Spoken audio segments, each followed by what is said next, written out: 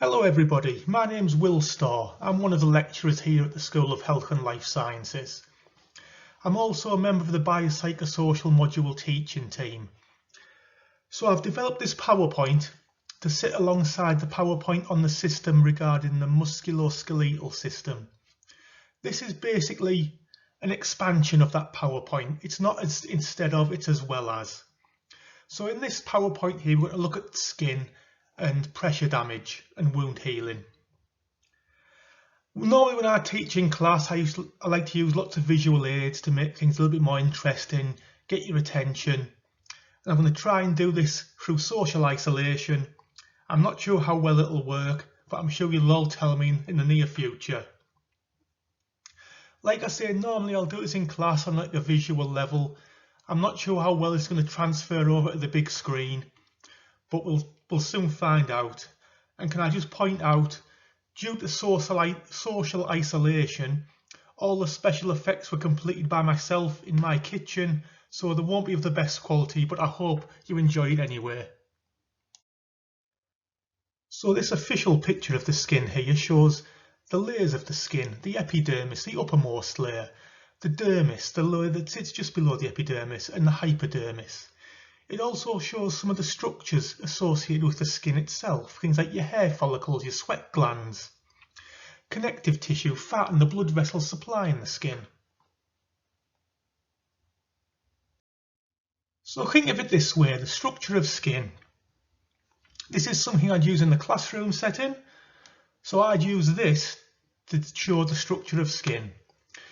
And Mr. Kipling Angel Slice. I have to point out at this stage for legal reasons that there are other angel-based slices and cake type things available from other manufacturers, and that Mr. Kipling does make a variety of exceedingly good cakes.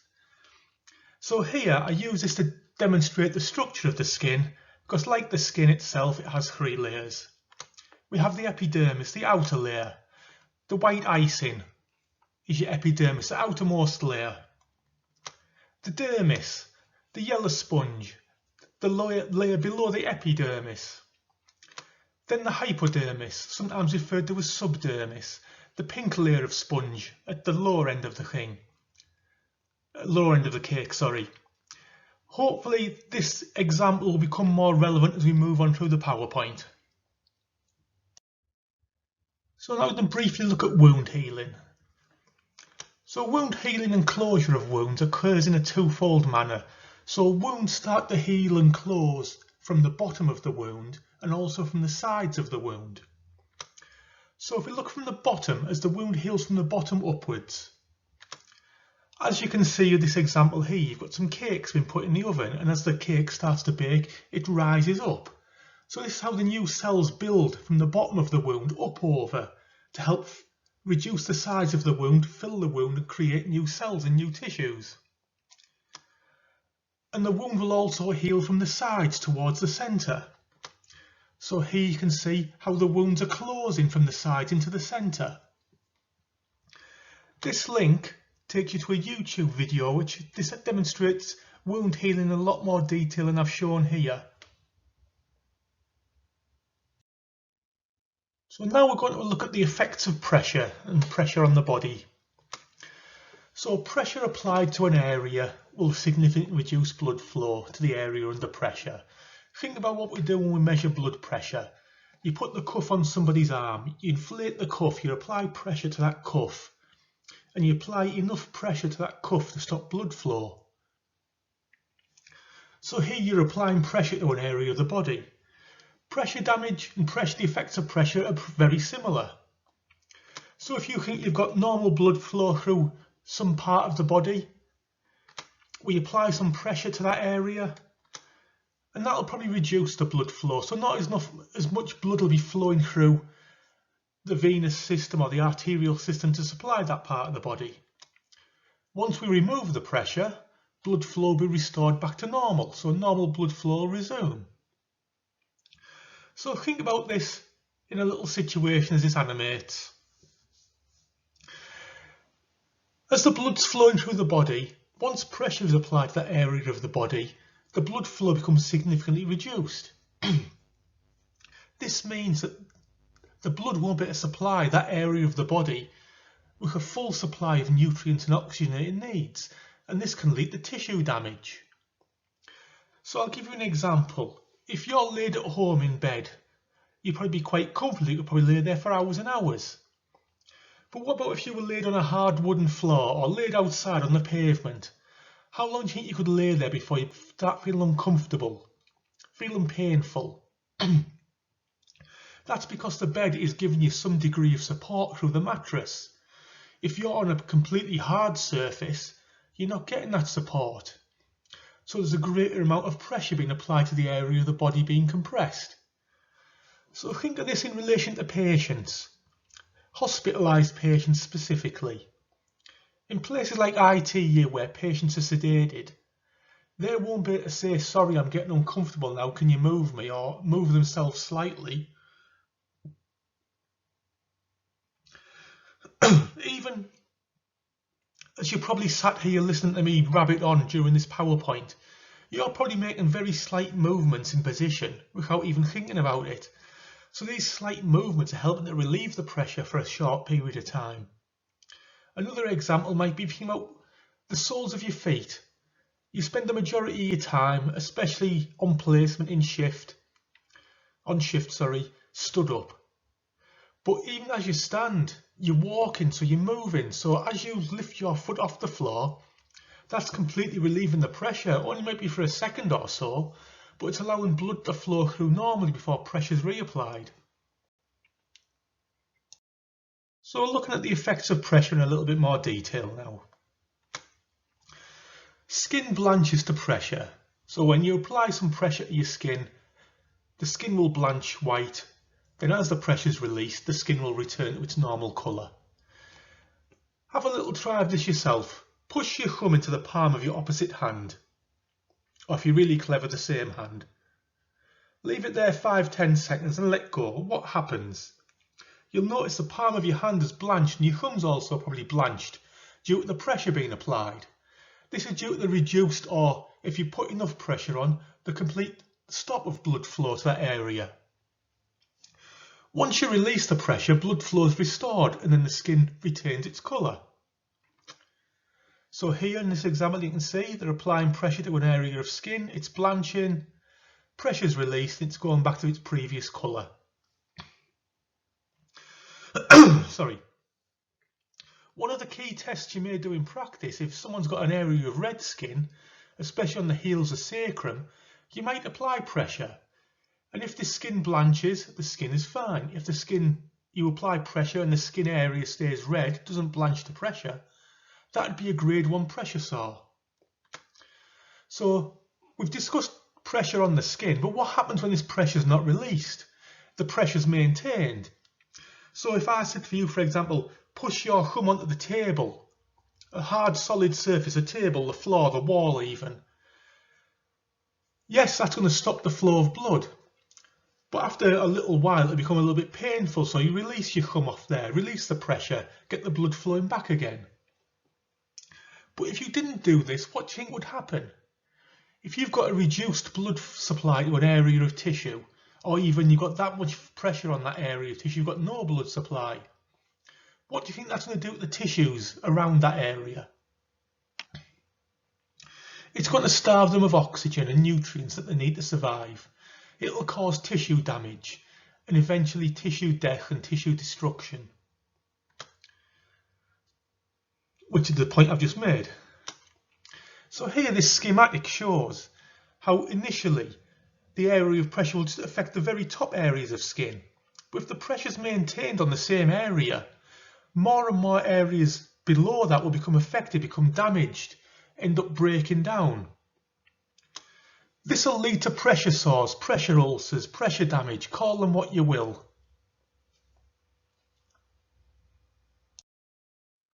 So where could pressure damage happen? The most common areas of pressure damage seen in inpatients in hospital settings are normally the heels. Your heel has a bone in the heel, a little bit of skin over the bone. That, laying on a bed or some hard surface for a prolonged amount of time, can cause pressure damage. The other classic area for pressure damaging in patients is the sacrum or the sacral area. At the bottom of the back, the pelvic area, see how the sacrum here in red sticks out a little bit from the pelvis. Again, very similar to the heel. There's a bony prominence covered by a small amount of skin. Patients constantly laying in the same position on the back, with the sacrum and the heels in contact with the bed, even a mattress, will over time lead to pressure damage. And these are the two classic areas we see pressure damage in hospital. Not the only areas, but probably the most common areas for pressure damage. But where else could pressure damage occur? Pressure damage can pretty much occur in any area. It's classically where pressure is applied over an area of bony prominence. So some of these key areas you can see on this image here. Think about your ankles, your hips, your shoulders, where you've got bones very close to the surface. If you're laying on there constantly, you're going to put a lot of pressure on that area of skin over the bone. This image here just shows as you lay in bed on your side, your shoulders and your back will sink into the bed. That's putting more pressure on that area than your back itself. But also consider immobile patients. These are probably the patients at greatest risk of pressure damage. Think about an ITU patient who's sedated on a ventilator. They're not going to make any changes in position themselves, so they're going to be at risk of pressure damage. So consider moving your patient, repositioning your patient, and more importantly, assessing your patient, especially the pressure areas. So pressure ulcers are graded according to the UPAP grading, the European Pressure Ulcer Advisory Panel. This slide here gives you an overview of pressure ulcers in relation to how they may appear in practice and in relation to the area of skin that's been damaged and affected. We'll look at this in a little bit more detail in the coming slides, but please use this as a rough guide. So in the following slides, we're going to look at pressure damage, pressure ulcers in a little bit more detail, in the form of a bit of a practical demonstration, something a bit like I would have done in the classroom-based setting. Hopefully this will make a bit more sense of the third slide, as you'll see in the following slides. So for the following slides, if you press once, some animation should appear, and press twice, it should start a little video to play that.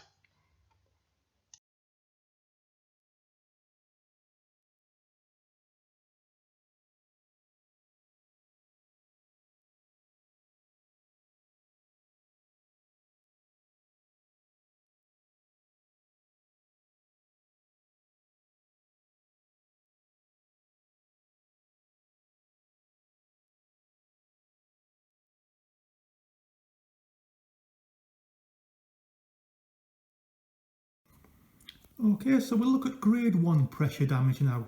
So this first angel slice, we can see there's a normal section of skin. So we've got the epidermis, the dermis and the subdermis, all layers intact. If we look at grade 1 pressure damage, you can see there's some damage to the uppermost layer of skin, the epidermis. In here, the pink icing's been removed very badly by myself. But if we look down, all layers of skin are intact. So it's just a damage to the uppermost layer of the skin, normally seen as a red area, an area that doesn't blanch to pressure.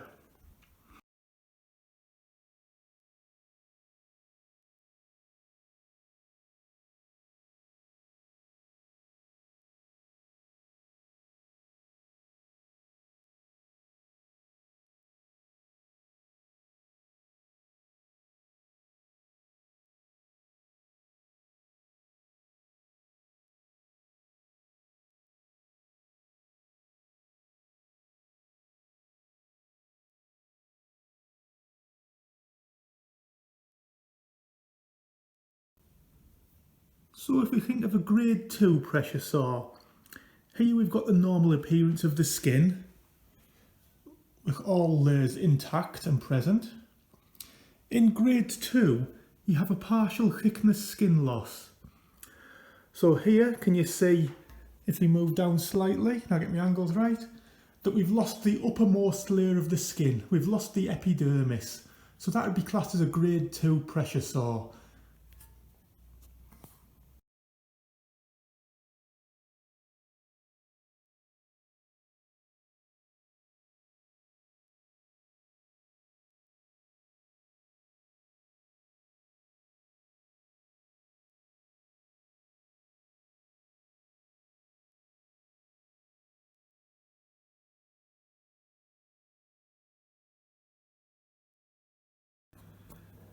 Now if we think of a grade 3 pressure sore, so again we'll start with our normal skin, all layers present and intact.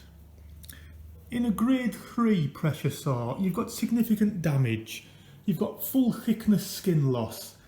So here we've lost the epidermis and the dermis. The subdermis is still here present. As in a grade 3 pressure sore, you don't normally see the underlying structures such as bone and tendon visible.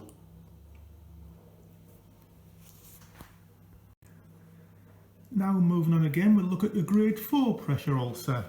So again, to start with, our normal skin, all layers present and intact.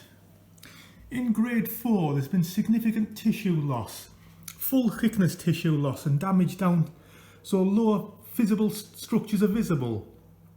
So here we can see the bone, which is classed as the table, and the cocktail stick, which we consider as a tendon. So here the damage has gone that deep, you can see visible structures well within the body.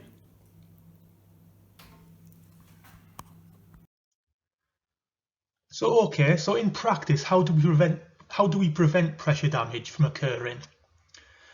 The easiest way is to encourage mobility or positional changes in patients. Get patients to move slightly, to stand up, to sit down, to change position in the bed, lay on one side, lay on the other side. These changes in position don't have to be as extreme as the lady dancing on the left. The lady on the right is making slight changes in position, which will help relieve pressure. When we're all in bed, we all change our position slightly. We don't go to bed and lay on our back for a full 8 hours, I'm sure. But in hospital, a lot of patients are unable to move independently and become quite dependent on the nursing staff to change their positions. The second way we can prevent pressure damage is identifying those patients at greatest risk. So for this, we have tools like the Braden and the Waterloo score. Depending on the score, the patient scores from this tool depends on their risk of pressure damage. Then finally, for those at high risk of pressure damage, we can consider pressure relieving equipment. These are classically things like pressure mattresses or pressure cushions, where you get a flow of air through the mattress itself or the cushion, adjusting the pressure onto the areas of skin in contact with that, so reducing the pressure, then putting the pressure back on. So there's a constant movement, a constant change in this pressure, so allowing the body to adapt and get relief from the pressure.